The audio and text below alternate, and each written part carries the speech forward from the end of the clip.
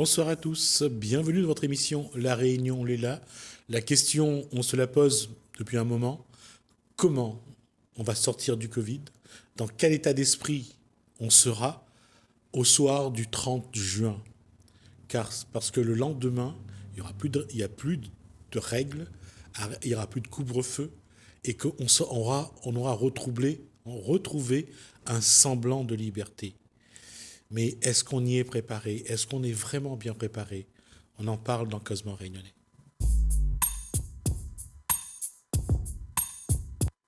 Bonsoir Guy Roger. Bonsoir Gismi. Est-ce que Guy Roger est préparé à sortir du Covid au soir du 30 juin 2021? Je ne me fais pas d'illusions, Gismi. Je ne me fais pas d'illusions parce que les choses n'ont jamais été ce qu'elles m'ont dit qu'elles seront. Donc, je suis ouvert à tout. Si à la fin juin, ça ne se passe pas, ben pour moi, ce sera OK aussi. Parce que le problème, c'est qu'il y a beaucoup de choses qui ont été dites, des promesses, et quand on est dépendant d'une promesse, eh ben, on devient aussi dépendant de quelque chose à venir. Mais moi, je trouve que quand on n'est pas dépendant de quoi que ce soit, eh ben, on vit beaucoup mieux. Oui, d'accord, mais il faut quand même, d'un point de vue purement psychologique, on sait les dégâts que ce contexte sanitaire a causé, c'est chaque individu, et que d'une façon ou d'une autre, il faudra quand même se préparer à sortir de ce contexte-là. Et on y a vécu avec tout ce que le gouvernement a mis comme règle, tout ce que nous, on a choisi pour essayer d'apaiser nos souffrances intérieures. Et on a utilisé, par exemple, la religion pour nous porter un peu. Alors, comment on sort de ça? Je crois que on est mal barré, Gismi, parce que en fait, on cherche toujours un peu de réconfort. Et parce que, tu vois, si ça n'arrive pas comme on l'entend, eh ben, il faudra encore quelque chose d'autre pour qu'on puisse toujours s'en sortir. Mais s'en sortir, pourquoi s'en sortir? Parce qu'on est déjà s'en sortir, ça veut dire quoi? Ça veut dire sortir du contexte, sortir de sa misère, sortir de tout ça, parce que justement, la vie qu'on a est identifiée à ça. Mais si tu t'identifies à tout ça, ben bien sûr que tu es malheureux. Mais ne nous identifions pas à ce contexte-là. Oui, mais il y a un souci. Soit l'être humain n'a pas appris à se battre face à une forme d'adversité, soit il a toujours cherché une posologie ou des déviants pour supporter ce qu'il a à supporter. Ouais. Alors comment comment sortir de cette dépendance mais que la personne crée pendant une épreuve? Justement, toute épreuve est soutenue par une dépendance. Que ce soit, tu vas t'appuyer sur ce que ta femme, elle est, tes enfants, ta famille, ta religion, tes idées, tes croyances. Et tu t'appuies là-dessus pour pouvoir passer le cap de l'inconnu, de la souffrance qu'il y a dans tout ça. Parce que tu vois, on essaye tous de se soulager à travers les idées qu'on met en place. Tu sais, il y a la pensée. La pensée qu'on a, c'est quoi? C'est tout simplement un regard sur quelque chose qu'on mémorise. Et quand on a mémorisé, la pensée, elle va réitérer ce qu'on a vu. Donc, ce qu'on a vu, tu vois, quand on ferme les yeux, on peut voir ce qu'on a vu en pensée. Tu vois, c'est-à-dire la pensée, on va générer la chose qu'on a vue en pensée. Mais ce qu'on a vu n'est pas la chose. Oui, tu es d'accord? Oui, ça je suis d'accord. Mais c'est pas ça. La question pour la personne qui... On a dit qu'on parlerait de religion. La religion est une forme de dépendance. Marx disait que la religion est l'opium du peuple. Comment quand la religion prend une place, à un moment donné, elle apporte un réconfort, ou du moins, on en fait un réconfort. Oui. Quand on va sortir de là, la dépendance va quand même demeurer un laps de temps. Elle a toujours demeuré. Elle ne va pas sortir comme ça, Gismi. Ce n'est pas parce qu'on n'aura plus de Covid demain qu'il n'y aura plus de religion, il n'y aura plus de gens qui vont croire. Non. Cette croyance, comme tu dis, c'est un réconfort, et c'est un réconfort non pas pour le Covid, mais c'est un réconfort pour soi-même, parce qu'on a peur de ce qui est inconnu. Donc, on se crée une idée, l'idée, et cette idée devient importante. Et on s'appuie sur cette idée. Mais ce n'est pas le fait. On ne sait pas si c'est vrai ou pas vrai, mais c'est l'idée. L'idée, elle est très importante, et on en fait quelque chose de réel. Et en fait, comme ça n'existe pas, eh ben, on tombera dans la déception. Si on accepte de voir que le réconfort qu'on a n'est que de l'illusion, alors on tombe dans la déprime. Guy Roger, je veux bien, il n'y a pas de problème, je veux bien être d'accord sur ce qui vient d'être dit. Mais il y a une question quand même qu'il faut poser. Comment demander à quelqu'un qui est en souffrance, qui a trouvé un médicament, ou un placebo, ou quelque chose qui permet de ne pas être sous la souffrance de ce qu'il vit. Comment lui dire que c'était qu'une illusion? Non, je dis pas. Je suis pas en train de dire aux gens s'il faut croire ou pas croire. C'est pas mon problème. S'il y a un Dieu ou pas de Dieu, c'est pas mon problème. Moi, je dis, nous sommes capables, nous les humains, de réfléchir, okay, et de voir que ce que nous pouvons voir en réfléchissant. Chose que nous ne faisons pas si nous sommes sous la souffrance.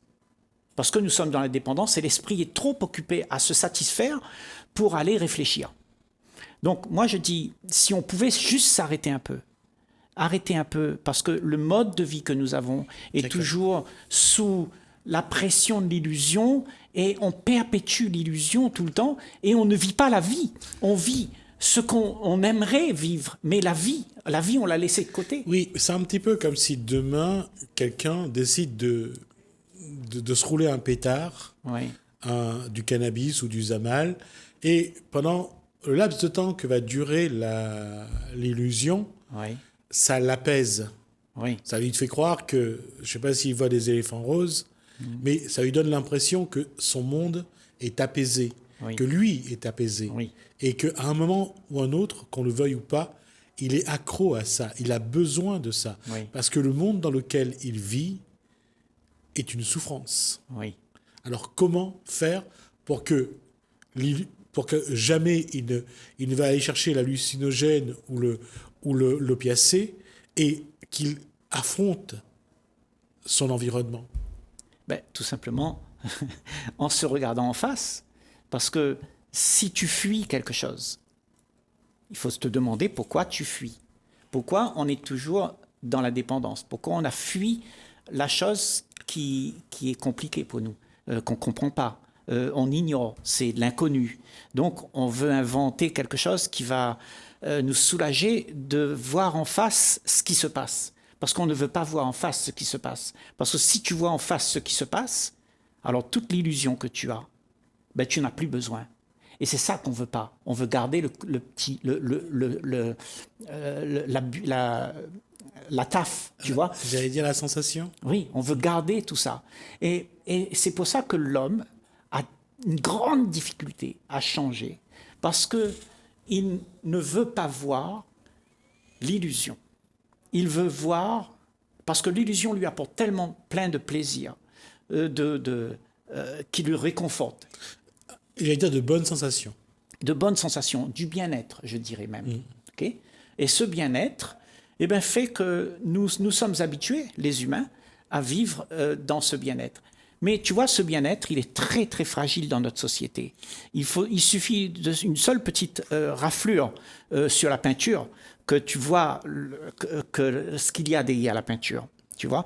Donc, nous sommes tous accrochés à quelque chose qui est éphémère, qui est faux, qui est un mensonge qu'on se raconte à soi-même, et on croit que là, on sera en sécurité.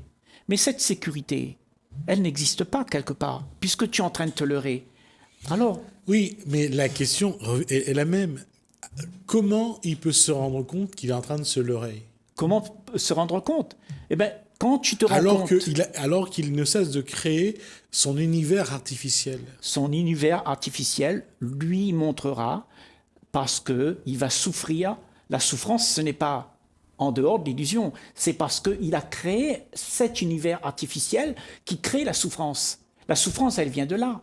Donc il faut voir qu'est-ce que tu es en train de créer, quelles sont tes peurs, quelles sont tes réactions face aux événements. Mais si tu ne regardes jamais, si tu ne te regardes jamais en face, et tu poursuis toujours ton plaisir, mais tu ne verras jamais qu'est-ce qui va se passer. Et c'est le truc, c'est de voir qu'est-ce que tu vis, qu'est-ce qui est en train de se vivre.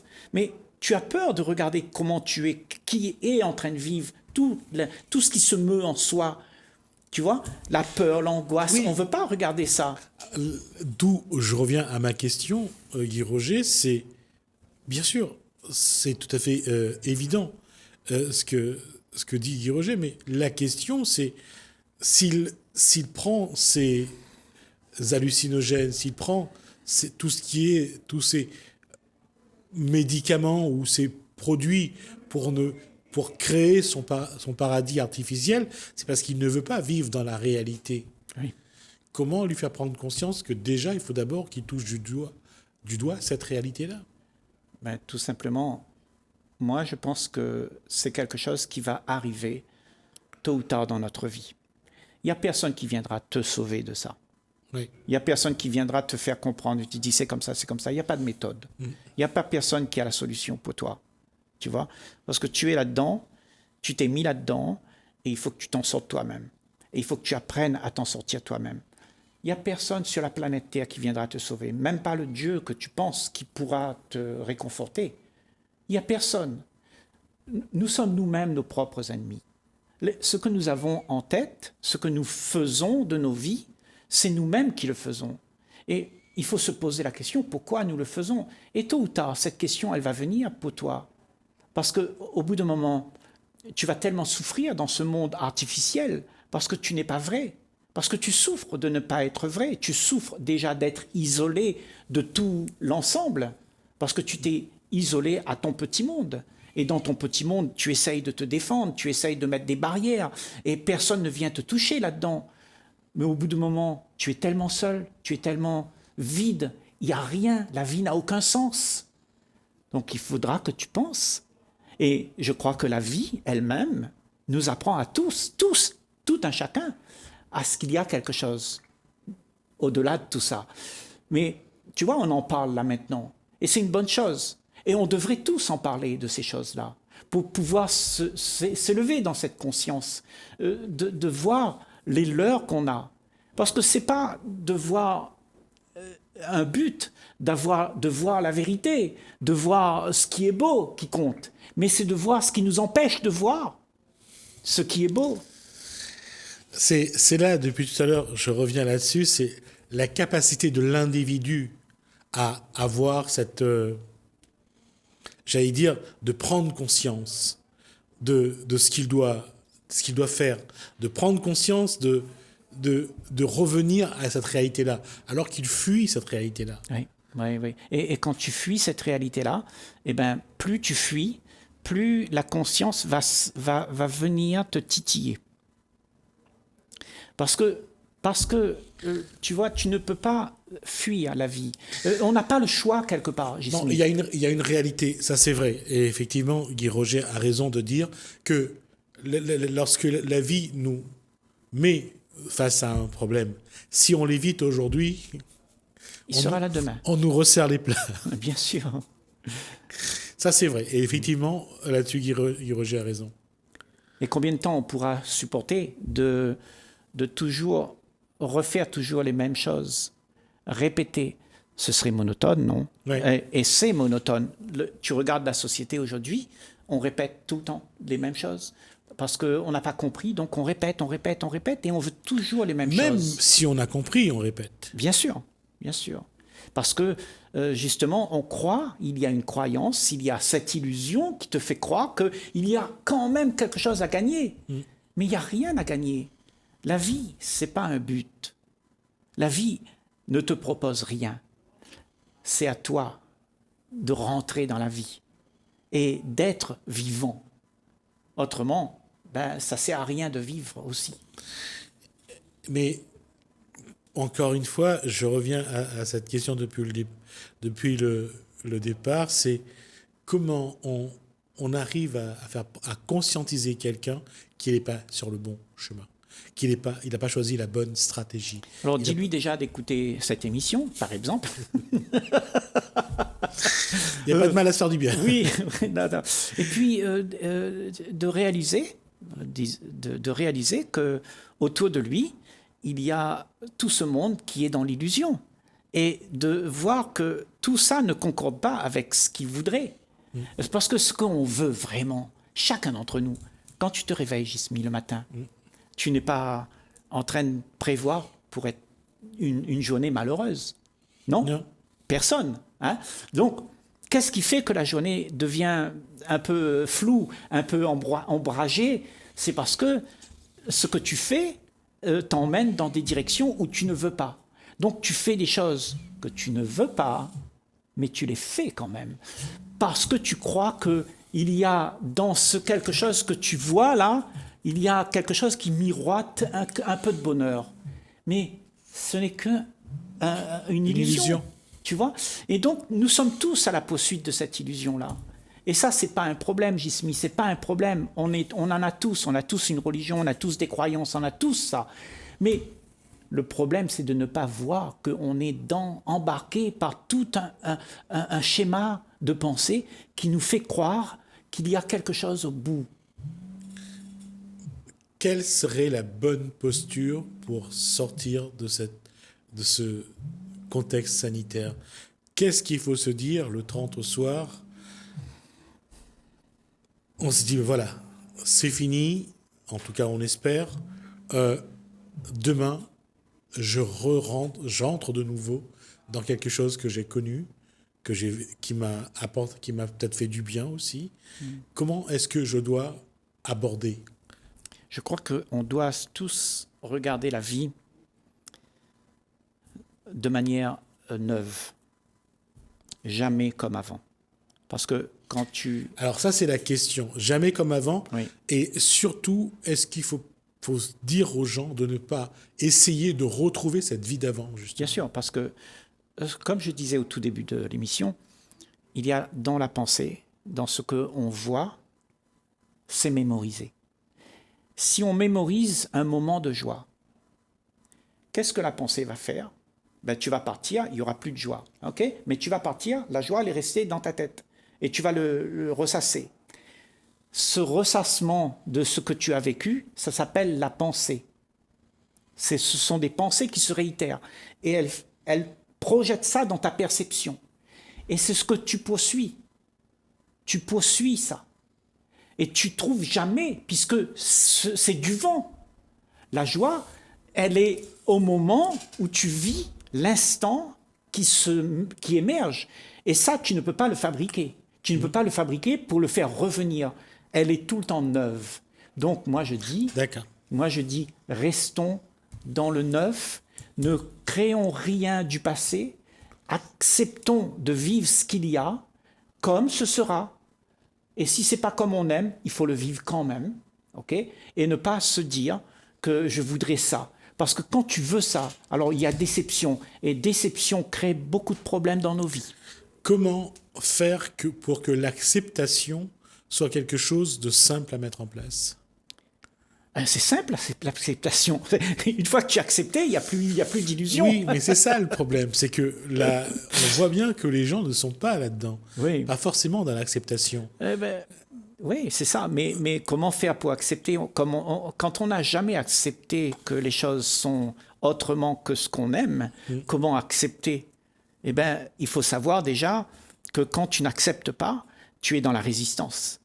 Tu es en train de te battre. et ta tête est occupée, ta tête n'est pas en paix.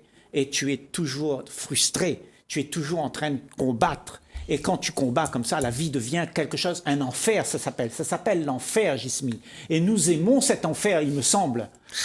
Alors, en psychologie, ce lien, cette connexion qu'on fait, c'est cette connexion-là qui nous, malheureusement pour nous, et on le sait avec nos souffrances d'enfance et nos souffrances du passé, on sait que ce lien-là, c'est ce qui nous gâche la vie. Voilà.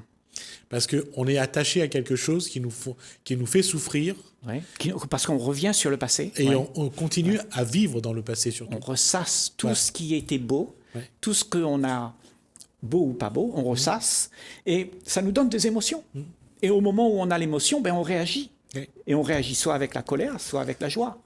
Okay, quand il y a eu de la joie, on a le plaisir.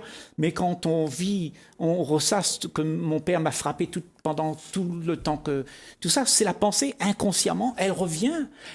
C'est quelque chose qui se réitère. Tu sais, tu vas dans un ordinateur, tu mets une mémoire, tu appuies sur un bouton, toute la mémoire elle va te dire qu'est-ce qu'il y a dedans. Et c'est pareil avec nous. Nous sommes une machine à penser, et cette machine à penser, elle restitue nos passés. Ce qui veut dire, Guy Roger, qu'on doit accepter ce contexte sanitaire qu'on doit vivre, qu'on vient de vivre. Oui. Et c'est ça qui est important. Accepter. Accepter de vivre ce qu'il y a à vivre. Sans combattre. Sans dire que c'est bien ou c'est pas bien. Accepter. Et quand tu acceptes, tu trouves toute la force nécessaire pour passer à travers n'importe quelle difficulté dans ta vie. Guy Roger, ce que je vous propose, c'est qu'on se voit la semaine prochaine pour parler justement de l'acceptation. Parce que je crois que qui a été aussi difficile, c'est qu'on a essayé de lutter contre cette vie présente en essayant de garder le lien avec notre vie passée. C'est ça. Et je pense que là-dessus, on aura quelque chose à dire la semaine prochaine. D'accord. Merci Guy Roger. Merci pour cet échange. On se revoit la semaine prochaine. On marque une pause, nous, on se retrouve juste après.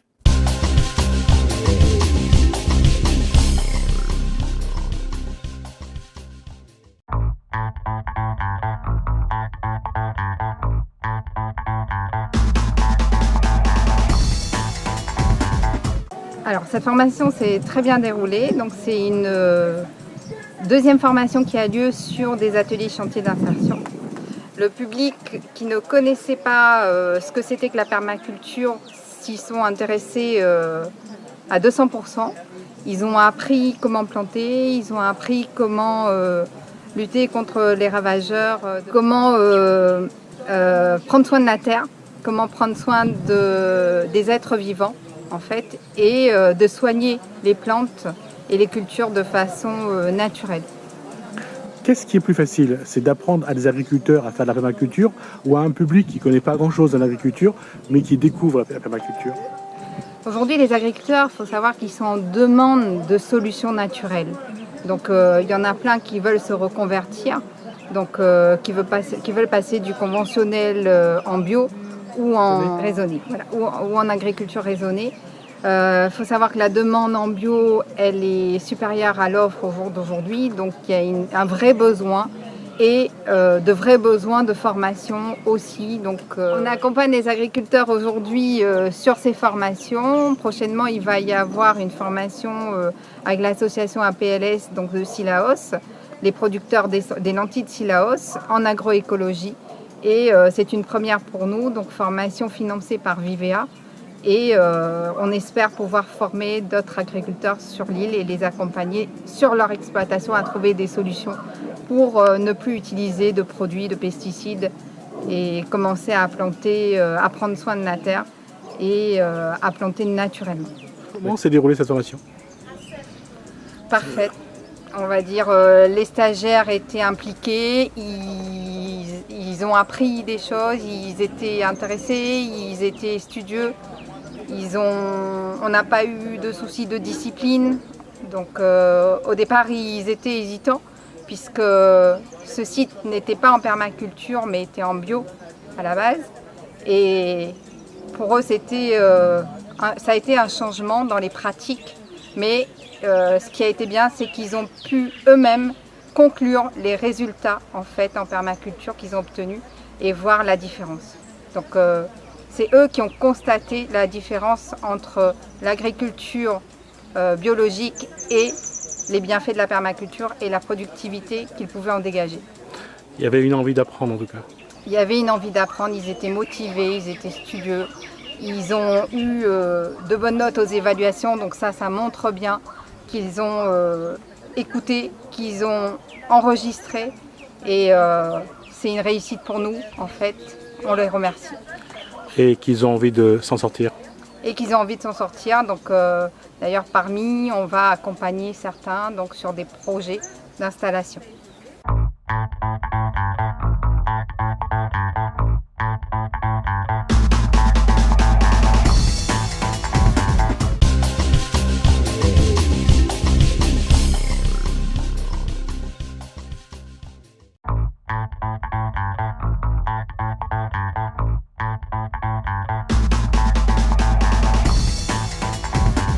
Quoi as-tu fait ici? Ici, nous, en fait, au départ, le terrain était tout nettoyé, en fait, tout en friche. Et puis après, on avait tout nettoyé. C'était tout. Il n'y avait plus d'herbe et tout, machin. Et puis après, on a fait une formation de permaculture.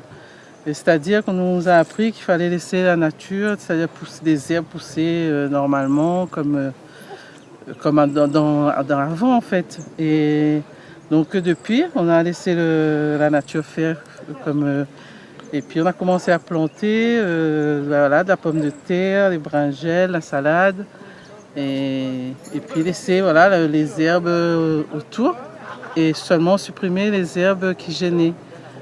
Et après, depuis, on voit que le terrain vit mieux. Là, on voit qu'il y a des petites bestioles qui arrivent, des petits papillons. Et voilà, on a même fait un bassin pour s'il y a des oiseaux ou les petits insectes peuvent venir boire de l'eau et tout. Donc voilà. Donc, En combien de temps vous avez travaillé? Là, ça fait 8 mois. 8 mois que je suis ici. Et quoi, en termes d'agriculture, de permaculture, vous l'avez vraiment appris? Justement, de revoir, de laisser la nature prendre le dessus, en fait, de pas arracher toutes les herbes. Quand nous, on disait les mauvaises herbes, en fait, on a appris qu'il n'y a pas vraiment de mauvaises herbes, parce qu'il y a toujours des herbes qui servent pour les insectes et pour éviter que justement ces insectes-là viennent attaquer ce qu'on a planté. Donc ils partent sur les herbes qu'on a laissées et ils peuvent se nourrir de... Quoi cette expérience-là apporte à vous? Quoi vous l'a appris? Plein de choses. Et vous trouvez que c'est enrichissant pour vous? Oui, très enrichissant.